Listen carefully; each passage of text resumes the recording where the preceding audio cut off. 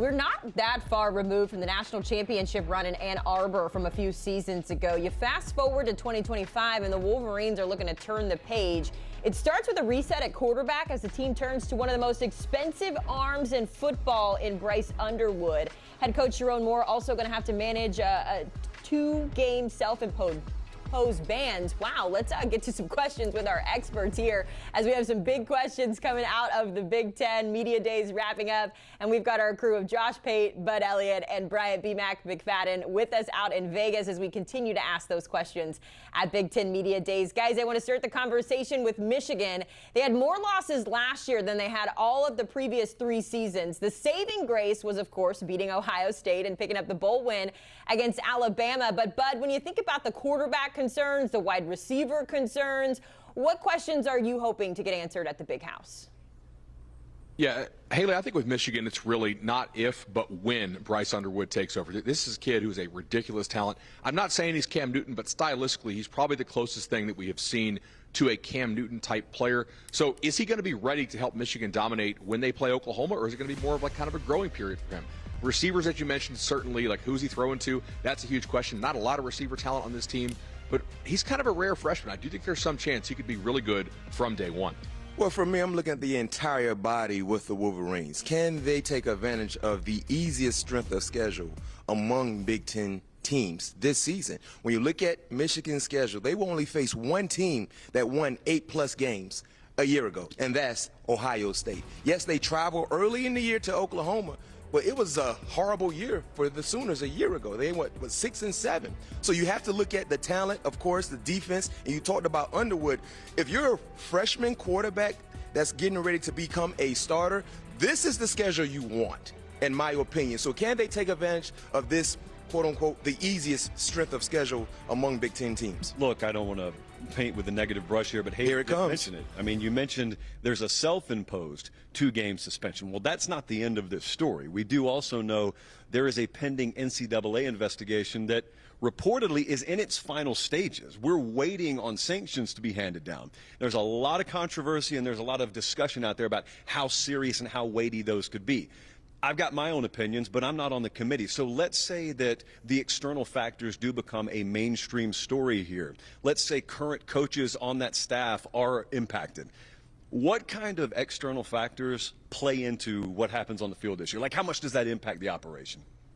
And you always have to ask that question when it comes to Michigan. It just seems like we're always waiting for the shoe to drop out there in Ann Arbor. So we'll keep our eye on the Michigan Wolverines. Let's talk about their rivals in Michigan State. They wrapped up their 3rd straight season without a bowl game. They ranked at the bottom of the conference in both scoring margin and scoring defense. But B-Mac, Aidan Chiles does return behind center. Why does he give you reason for optimism as you ask questions of the Spartans? Because the way he finished the season, I mean, he played more inspired, smart football. And that's the question for me. Can Aidan Chiles pick up where he left off at when you look at the final 6 games? In that 6-game stretch, guys, he had 8 touchdowns compared to 3 interceptions. That's the football they wanted to see in the beginning. But in the first 6-game stretch, I mean, 5 touchdowns, 8 interceptions. That's losing football. And that led to the disappointment, I think, from what we saw in East Lansing. So can he pick up from where he left off at in the final 6 games? Because he has the experience. One would think the team should be talented personnel-wise. And you look at the schedule. I mean, there you got Boston College in the first 3-game stretch, but Western Michigan, that should be a dub. You know, Youngstown State, no disrespect, that should be a dub. So you get an opportunity to get off on the right track as a team, but also as an individual, because if he can play pretty good, smart football, they should be more competitive than what they were not a year ago. Building off that, I wonder if we may be sleeping on this offense a little bit. I wonder if that's the one that at the end of the year we say, man, I didn't really see that coming. So you get the usual year 2 stuff with Jonathan Smith, and everyone always buys into that. But I look at them offensively. You just mentioned Aidan Chiles. Well, you got a really, really good wide receiver in Marsh you're going to throw to. Velling's a really good tight end. But the offensive linemen they added, huge question mark. One of them was an FCS All-American. Another one was ACC All-Honorable Mention. Another one was kind of a rotational starter at Oregon State. could flame out fantastically, but it also could be, and knowing this staff, I would lean towards this. It could be that it coalesces, but into a pretty good product, a lot better product year 2 than it was in year 1. Absolutely. I agree with both you guys. I'm a little bit torn here because I do believe in this staff a lot. I think Chiles is a guy who really not in this upcoming draft, but probably 2 drafts from now. He needs a lot of development, but the throws he makes are crazy high level. But the lines of scrimmage are a concern for me. I came away from our summer school series on Michigan State on Cover 3 thinking, I don't know if I trust the trenches here. I think they're more of a 2026 team than a 25 team. They opened the season, as BMAC mentioned, against Western Michigan, their first meeting against them since 1990. So excited to see a new matchup for Michigan State there. I want to talk about Purdue here for a minute, fellas. They didn't win a single Big Ten game last year. They fired their head coach, Ryan Walters, after just 2 seasons. So now it's up to Barry Odom to clean things up. Josh, I'm going to come to you first here because yesterday we talked about Northwestern and the questions you had for them. So I'm just curious, do you have more questions about Northwestern yesterday or Purdue today? There's no team I have more questions about in America than Purdue, and that's only because it's impossible to have answers. Do you realize, guys, I mean, in this modern world of transfer portal roster turnover, we see some extreme numbers. You want extreme numbers. How about out of your 105 on your roster, 81 being brand new? They had 38 kids in their team meeting in December when that staff got there and took over. That's a ghost town. So not only do the 3 of us have no clue what to expect, how could Barry Odom even know what to expect? You don't even know any of those guys. They're all brand new.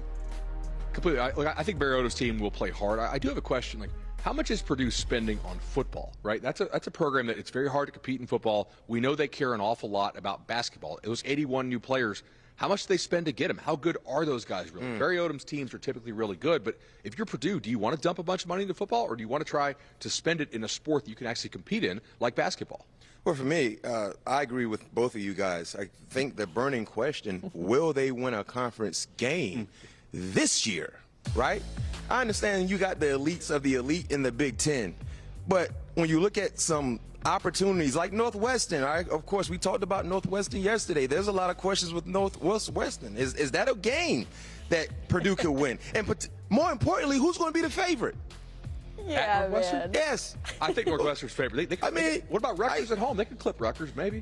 Maybe Rutgers, yeah, but I think, and you guys, I'm just being real here. The only 2 options, I think, to see a win is Northwestern and Rutgers. And they can take care of their business against Northwestern. You have a 2-game winning streak. They're going to be popping champagne and taking shots. It has happened before. You had me at maybe Rutgers. You had me at those 2 yeah, marks. right. That's the reason to be optimistic. You know what they say about Big Ten money, right? Take the checks, take the losses. Yeah, and I agree with you, Bud. I think with Barry, they're going to fight. Now, how long will they fight? We don't know. But last year, they didn't fight at all. They got beat up a lot, unfortunately.